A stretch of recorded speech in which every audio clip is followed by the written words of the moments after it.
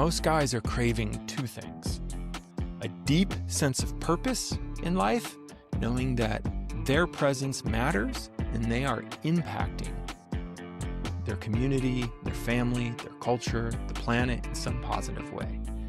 And a deep sense of belonging. Something about the current societal setup is leaving men feeling even more isolated and alone.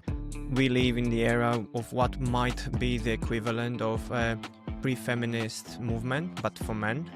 And perhaps we're going to need that equivalent of the feminist movement for men. In terms of this movement for men, one of the most potent things we can do is take responsibility for our pain. For a lot of men, the struggle they come to me in is they don't know how they're supposed to be in the world because there's been so little modeling of what a healthy masculinity is. Most guys, if they're lucky, get one of three imprints around what a man can be.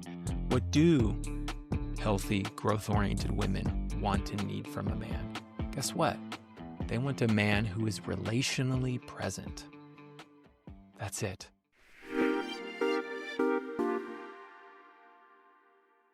Jason, thank you so much for coming on the show. Yeah, excited to be here. Thanks for having me.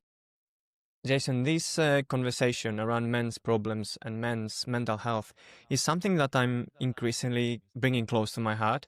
At this point, you're either super concerned about men or you think the whole men's mental health issue is a joke. And I would love to hear from an expert such as yourself. Where do you see the social paradigm shifting around this topic at the moment? Yeah, so, there's so many things swirling together here when it comes to men, but the stats are pretty real and unavoidable that a lot of men are in pain and a lot of men are suffering.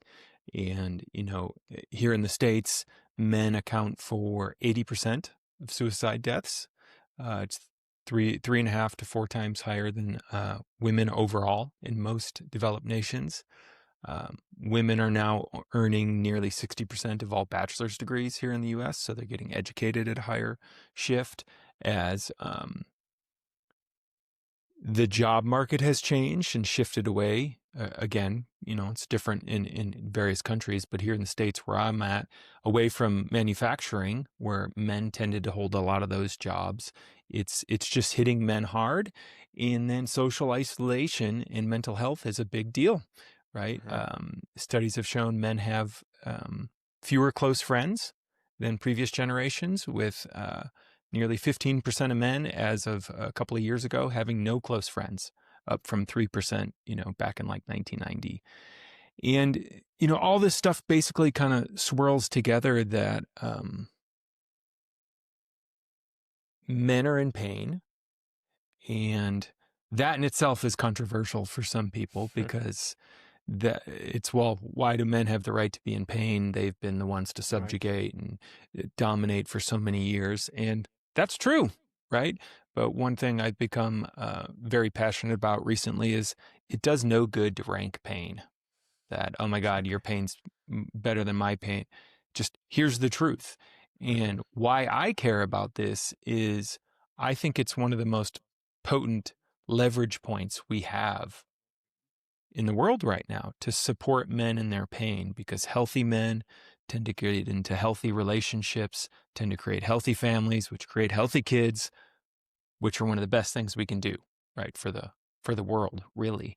Mm-hmm. And men just aren't given the tools these days for how to thrive in this changing landscape. So I'm not one of those guys that's going to push for, we got to go back to 1950s style masculinity. The challenge is we're being asked to evolve as men right now, just like, hey, women were asked to evolve and come out of the home and get into the workplace and have their own bank accounts and have rights and can vote. All that stuff is great. The challenge with men is our arc of growth is just a little bit behind, paradoxically. And the 60s and the kind of hippie movement and free love, there was a little bit of a change there for men. Could grow out your hair and, could be more artistic, have feelings and whatnot. But the next wave of men's work didn't really hit till the 90s with Robert Bly and the kind of mythopoetic movement and the creation of the Mankind Project. But even that it just is nothing compared to what we're starting to see now, in that men do want to do something differently. And for a lot of men, the struggle they come to me in is they don't know how they're supposed to be in the world, because there's been so little modeling of what a healthy masculinity is. Most guys, if they're lucky, get one of three imprints around what a man can be. There's kind of the traditional macho man. Hey, I just go for what I want, and I take what I want, and I dominate. And obviously, we've all seen countless examples of the damage that kind of man can cause, which really, in my mind, is just a man who's disconnected from his heart, who prioritizes self above all else, and honestly just isn't very sophisticated. Then there was a kind of a reaction to that, which is the birth of the so-called nice guy. And one of my mentors, Dr. Robert Glover, kind of wrote the famous book, No More Mr. Nice Guy, which is unique in that every year it sells more copies than the last year since it came out. Yeah. Yeah, it's really incredible. And that was, well, I don't want to be that guy. I don't want to be the Cro-Magnon man. I don't want to cause harm. And so I want to be a safe man, right? I want to know how to connect to people emotionally. I don't want to just be reactivity and highly impulsive and trying to, get notches on my belt with women and that kind of stuff. The problem with that guy is he often has no capacity to set boundaries, often is drowning in sexual shame, and has a hard time really standing up for himself in life. And then the other one I've just noticed, and this is kind of maybe more of another variation of what I kind of call the grandfather generation, is the kind of stoic man, which is the guy who just shows up, maybe does his job, is present in his family, but is mostly silent, just holds it all inside. Might have gone off to war, has never even told his children about what happened, just deeply keeps it all inside, but is often suffering. And all three of those archetypes are totally failing men right now. And so there's increasingly high mental health issues. There was another study I saw that blew my mind up in Canada, which was that basically of men who attempted suicide, nearly 60% of them had actually reached out for some kind of help in the year before, meaning they asked for a therapist or something. They did reach out in some way to their doctor or something, but what they got back didn't quite meet them where they needed to be met. And so I want to be super clear. I'm not saying I'm anti-therapy or anything. I'm actually hugely pro-therapy for everybody, particularly men. But the point being that something about the current societal setup is leaving men feeling even more isolated and alone. And that's where a lot of the work I'm super passionate about, of getting men into community and men's groups in particular, which offer something different than a one-on-one coaching or a one-on-one therapy relationship, do that. There's just this tidal wave in men. And then, just one last thing to kind of add even more challenge is there's all the technological change that's happening. So work from home, social media, and even just lifestyle here in, developed Western countries like I'm in, where you can order all your food off Grubhub or Amazon and never even see another human being. Coming out of the COVID pandemic, where isolation went up even more, it's very easy as a man, if you wanted to live your life and not connect with any human beings, period. And so that's kind of the base of everything that's happening right now. And then I think what particularly makes men more susceptible to this is because of the cultural pressures of what I call, I didn't come up with it, but what's known as the man box, right? The set of expectations of you have to be this certain way and check these boxes, otherwise you're not a man, right? So there's this huge pressure to never ask for help, to be invulnerable, emotions are weak, have sex with as many people as you can. there's just this endless list of stuff. But what that does is it makes us more susceptible to isolation and these new challenges, even in the technological realm, because we're taught from a young age, don't ever share something vulnerable inside with another man. Otherwise, you're blah, blah, blah, blah, blah. So all this comes together and men are just suffering. Yeah. Well, man, there's so much to unpack there. At first glance, it seems that men at the moment, we live in the era of what might be the equivalent of a pre-feminist movement, but for men. And perhaps we're going to need that equivalent of the feminist movement for men to complete this cycle. But what do you think is the next step we should take? Because this revolution might, if it happens, which eventually is going to happen, it will take many forms and is going to evolve. But what do you think is the next right step for men to move towards the right direction? Yeah, I think the good news is from where I stand, it's happening. So I've been in the world of men's work and men's groups for about 20 years now. I was in my mid-20s in the kind of early to mid-2000s. And when I got into this work, if I was to come to anyone and talk about men's groups, at most, they would associate it maybe with two things. One, some kind of AA or recovery group. And two, some kind of church or Bible group. And both of those things are extremely impactful, and I'm very glad they exist in the world. But since then, I am quite literally seeing, even in the last 5 years, a huge upswell of men's work and men's groups that are really about men getting the tools and training we need to be effective and healthy in modern day. And that, again, a lot of it for many men that I work with is we just haven't received the training of how to be in this day and age. And for a lot of us guys, that even starts with just learning about our emotions and how to handle them, right? This massive gap for so many men, right? When I was coming up, I was so disconnected and dissociated from my body. If someone asked me, how you feeling? I could say fine, good, or bad. That was like the range. I can relate. Yeah, right? That was the range. That's the range. And then I had no idea how to talk about that. So it made it really hard to get the help I needed or to have meaningful relationships. And so, I've been on this kind of high horse lately that in terms of this movement for men, one of the most potent things we can do is take responsibility for our pain. And all that means is whatever's not working in our lives, oftentimes emotionally rooted things that have connections to our early childhood and what we didn't get from our family system or traumatic events that happened, we take responsibility for, hey, I never asked for these things to happen to me. I didn't ask to be put in a culture like this right now, but it's up to me to deal with it.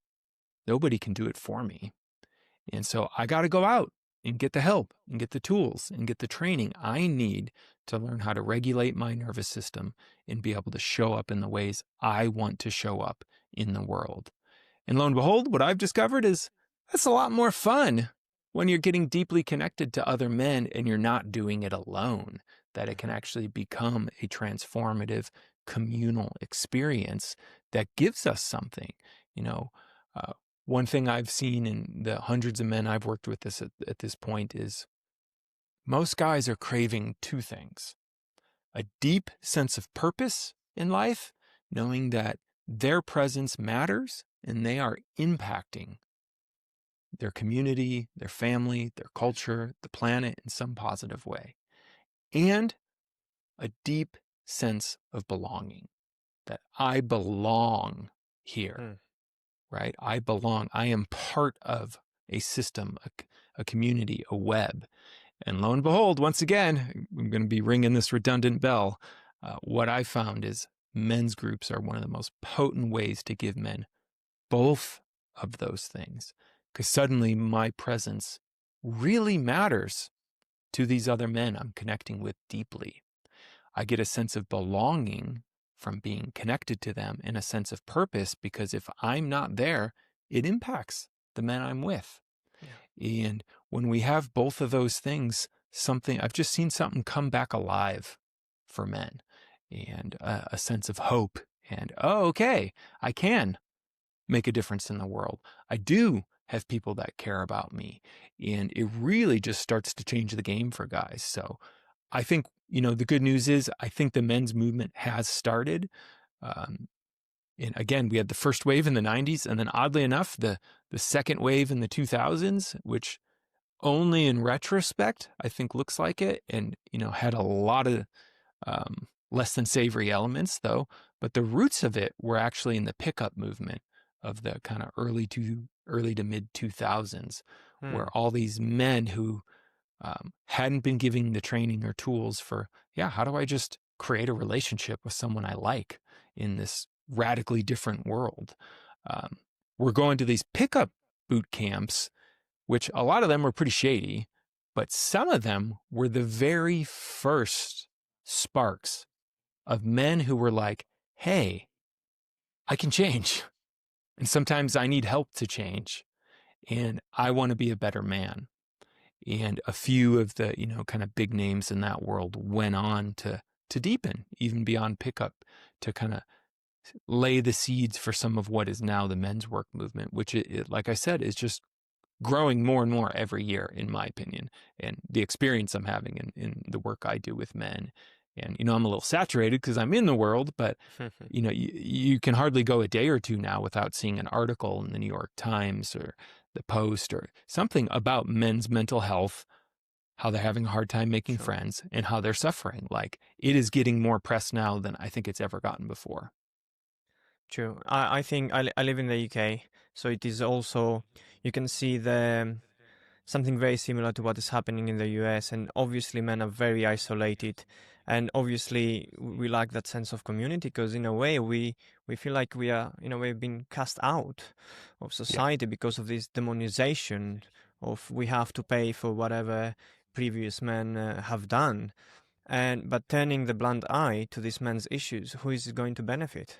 Because at the end of the day, men are still the backbone of society. And if they are increasingly killing themselves or checking out, they don't want to go to work, they don't take pride in the work, which means everything will start to deteriorate and do a bad job. It's not helping. It's not helping anyone.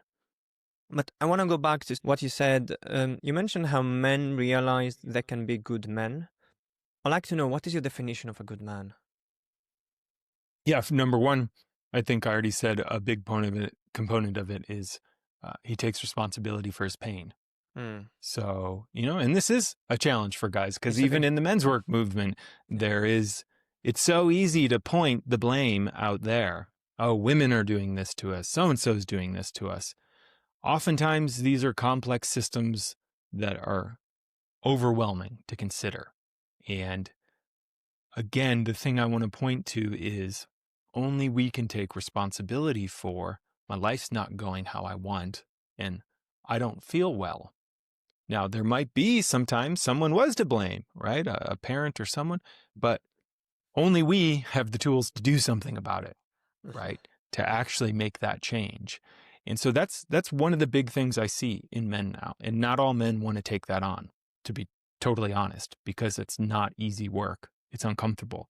And it goes against all the stereotypes we're fed as men of what it means to get help, to go to therapy, to get coaching, to look inside of ourselves, to look at our patterns, and to, frankly, just feel emotionally and process some of this stuff and be able to move from unconscious, right, reactivity to conscious response, right? yes. Which means we have to get intimate with our pain. That's simple. Yes. I'd even go, this is a little more controversial in a sense, where I even go a little further, where it's not even taking responsibility just for our pain, but it is not like dying on the sword of shame, but it is about taking responsibility for the men that came before. Hey, I didn't do that. I wasn't responsible for that. But if I don't step in to do my work and take a stand for what healthy men can be, who will? Like literally, who will? Who's going to clean up the messes? And there is something potent for us men saying, you know what? we're not toxic. Masculinity is not toxic, but there have been pathological men who have caused damage before. And we are actually one of the most potent ways to push back against that, to say, you know what, guys, that shit doesn't fly anymore. I'm not cool with that. And I want to do my part Right. to make amends for what happened before, because frankly, not all men are like that. And man, men who are willing to step into that, I mean, it is a deep thing, but it is so potent and it is Yeah. so inspiring when I see men who say, you know, yeah, it's not my fault this thing happened, but I'm going to step in and do what I can, whether it's with the environment, kids, Wow. the feminine, or other men. I mean, this is the other thing too, is, you know, the word's so loaded, people get all triggered by it these days, but you know, the patriarchy, so to speak. What a lot of times we don't talk about is it hurts men just as much as anyone else, Yeah, particularly for sure. young boys, right? And again, there's this way you have to be.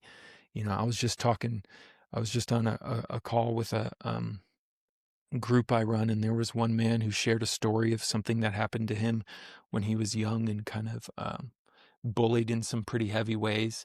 And he had carried that for 30 years, had not talked to anyone about it, because where he was from, you don't get help.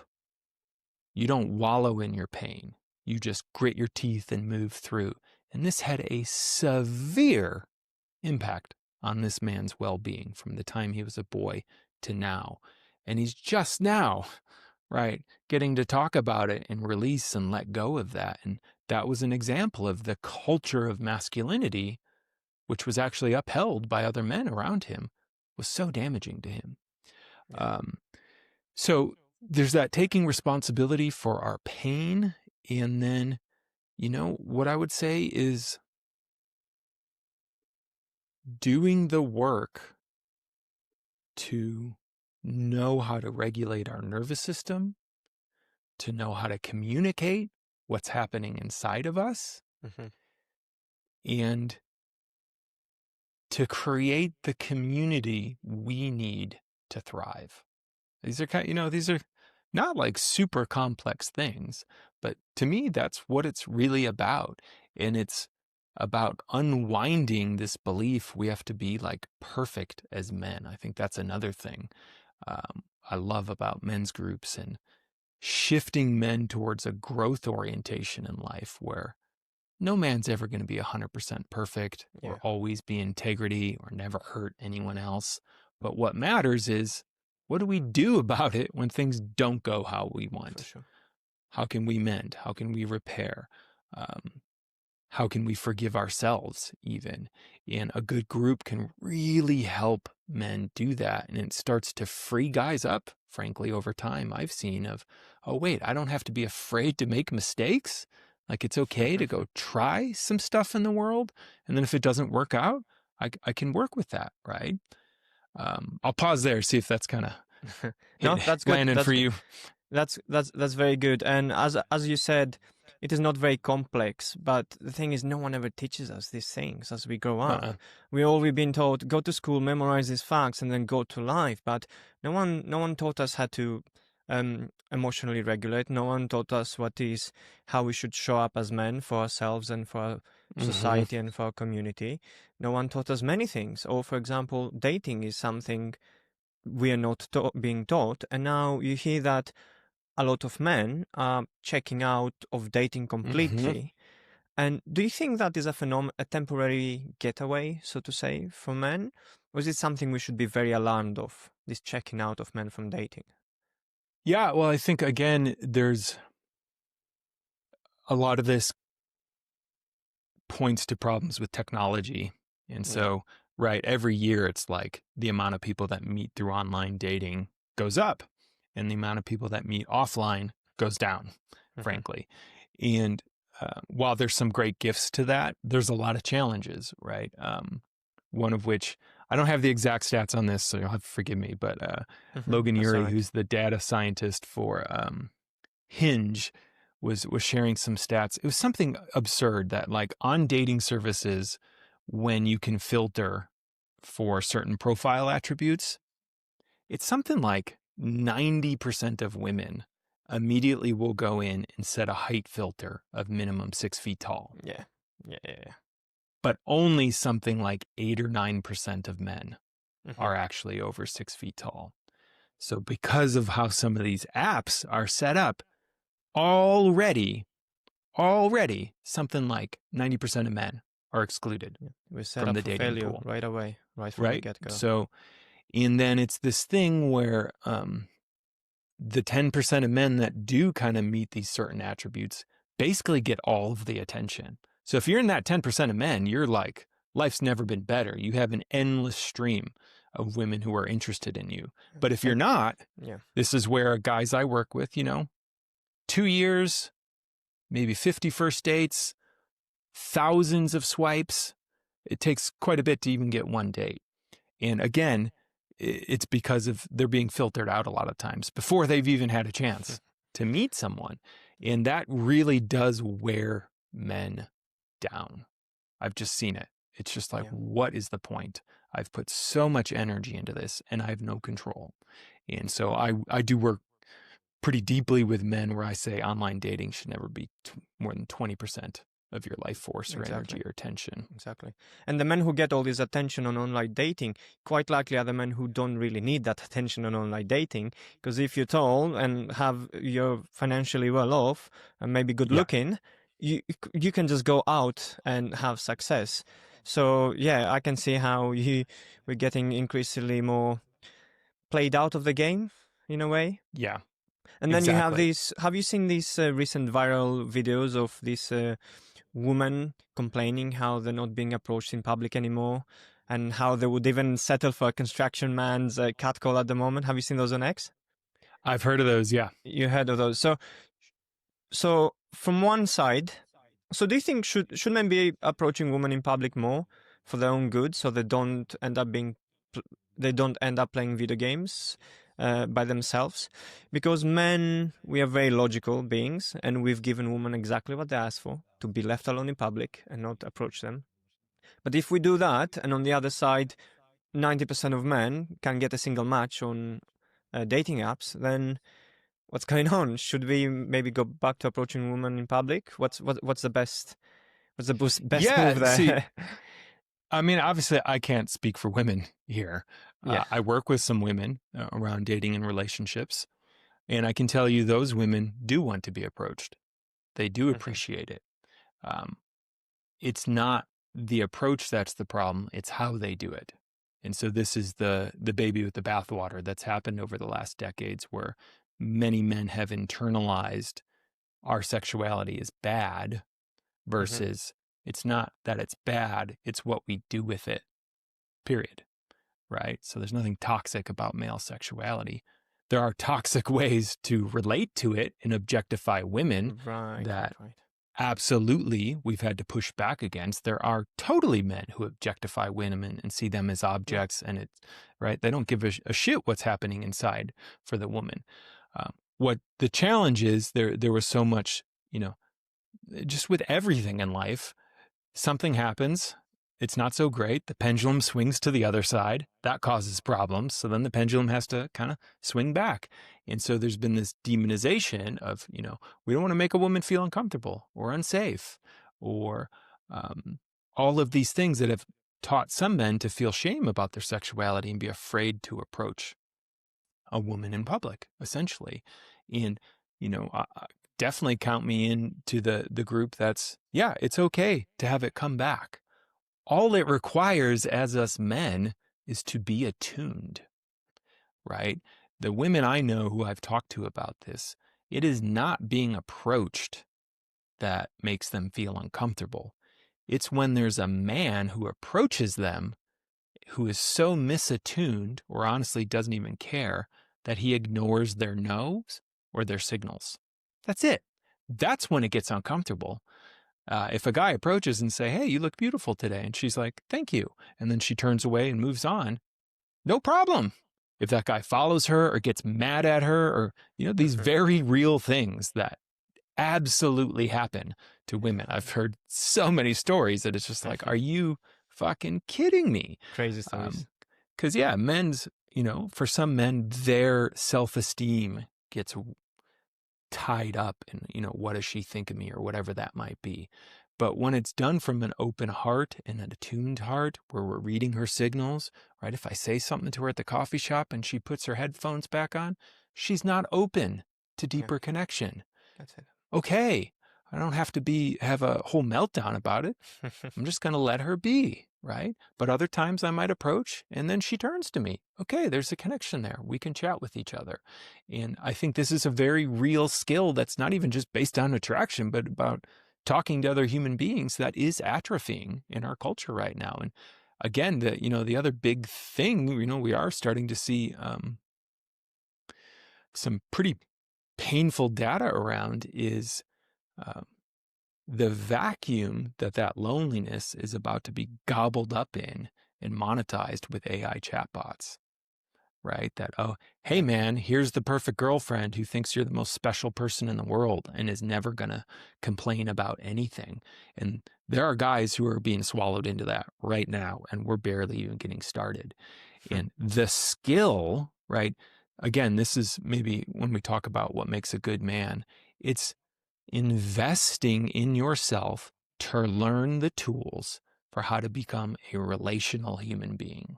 Yeah. How do I actually connect with other people? The relational tools are not the ones we're taught as men.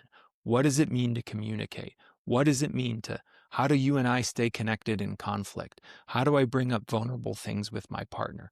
How do I literally be in friction with another human being? And that's part of what's kind of being erased in these kind of parasocial online relationships that is causing some real damage, I think, to our culture in Yeah, some yeah, potent yeah. ways.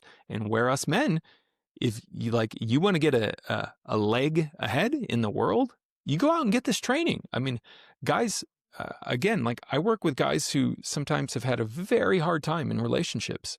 And the thing I tell them is, if you're willing to do this tough inner work, to take responsibility for your pain, learn training about your nervous system, become literate in emotions and communication, you become a rarefied thing called a conscious man. And I can tell you, Mm. I've been in the workshops, the dating workshops, the co-ed workshops, the polarity workshops. You get to a certain point, you go to those rooms, it is full of women who are saying, where are all the conscious men? I am ready for something real in a relationship, and I can't meet a man who's willing to actually give it a go.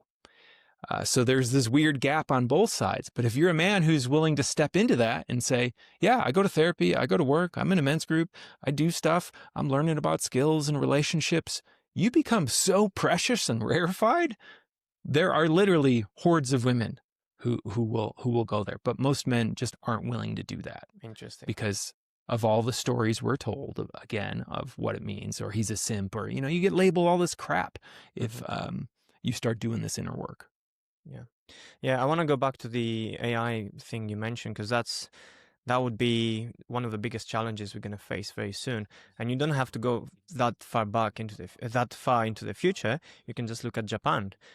Yeah. I think it's 40 to 50% of men 20 to 30 years old are virgins. And the technology there is simply, they're very isolated as a society, which we are becoming in the West. They have these AI girlfriends, although it's not even as smart as AI, just simply online hentai, Yeah. whatever girlfriends. And they have one, if not the biggest population decline at the moment. And the whole society is getting destroyed because of this simple issue that men have completely checked out. That's the definition of checked out. Now add there a super intelligent AI that will just put you into handcuffs, metaphorically or even literally speaking, and you will never come out of the room. It's insane the effects this can have on society.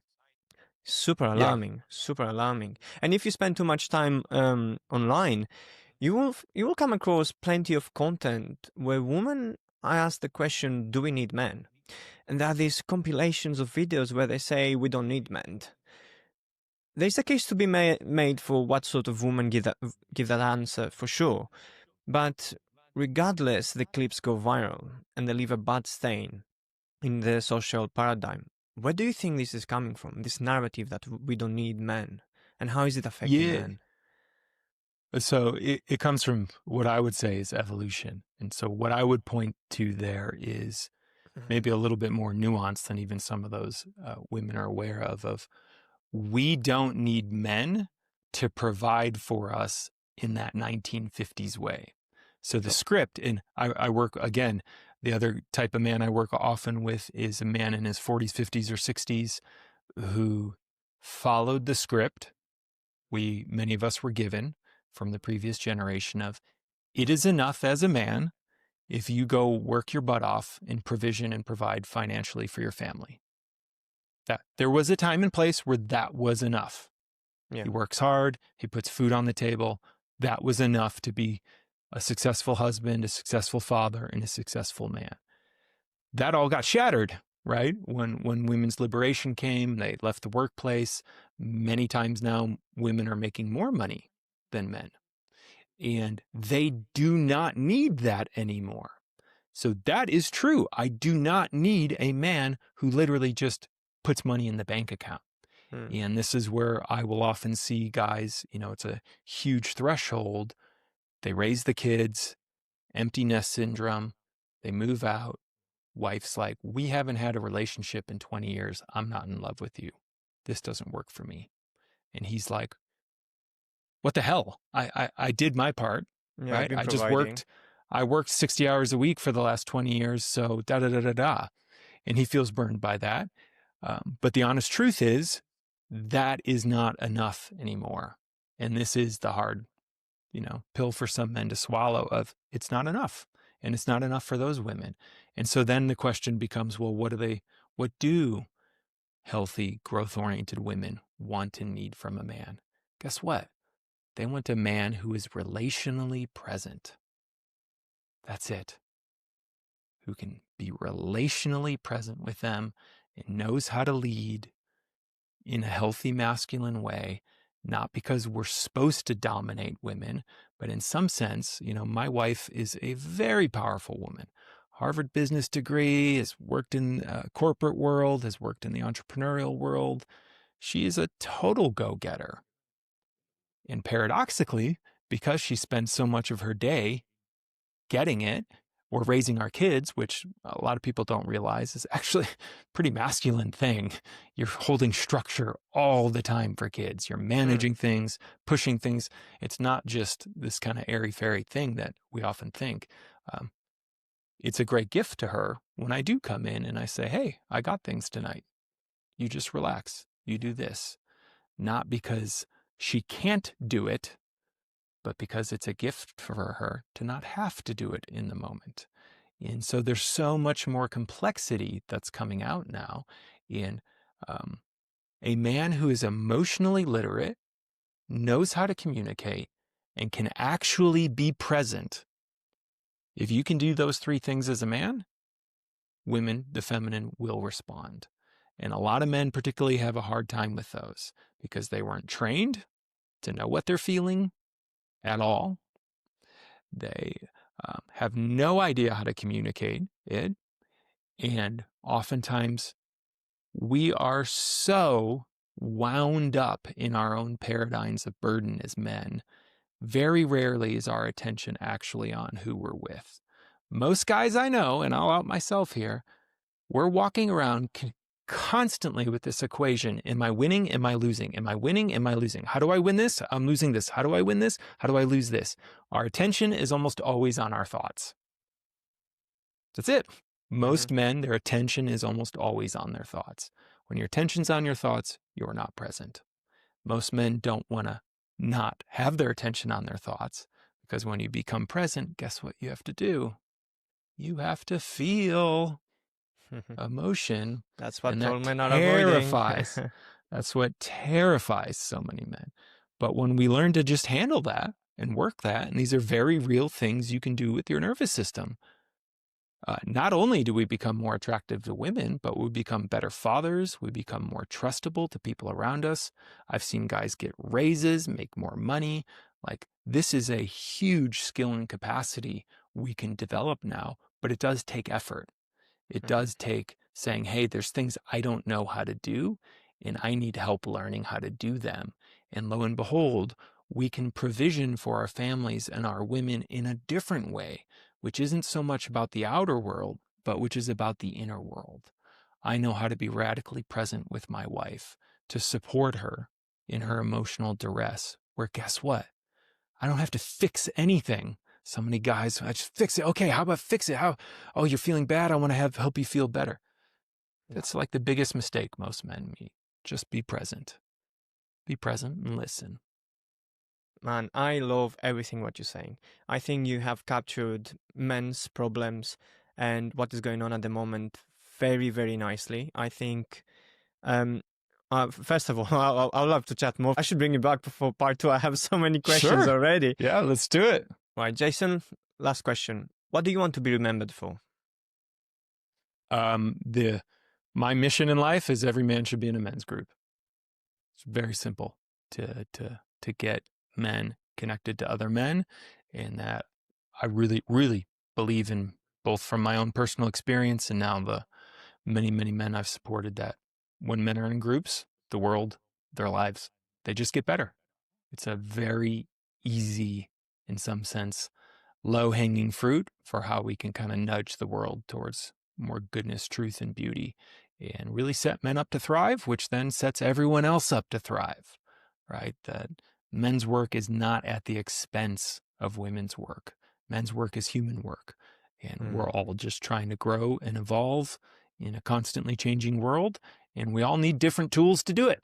So I think a men's group is an incredible one for men to do it in, and that if nothing else, just hope it lights something up in guys and gets them to start looking in their area or to create something or whatever they might need. That's beautiful. Man, Jason, you're doing great work. Keep up whatever you're doing. You're doing great, and thank you so much for chatting. Yeah, so glad to be here. Thanks for having the conversation.